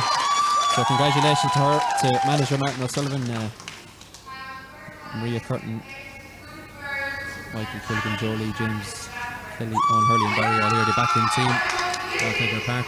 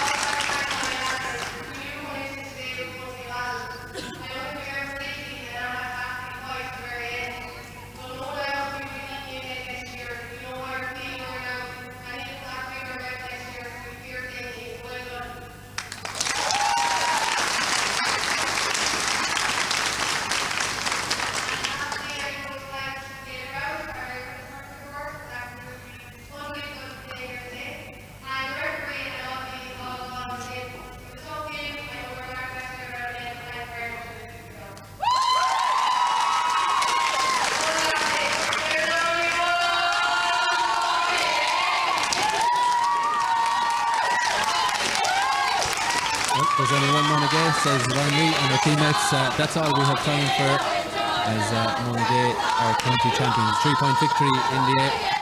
I'm sure they'll sing long into the night. Commiserations once again to Ballylanders. That's all we have time for here on Sporting Limerick. Thank you for joining us for both the intermediate and the senior finals. We'll have reaction from both camps later today or maybe early tomorrow. Look at them, enjoy it. Thank you very much. I've been Tom Clancy. I'm joined by Matt O'Callaghan and Rebecca DeLee for this senior final. Thank you for tuning in, and we'll talk to you again soon.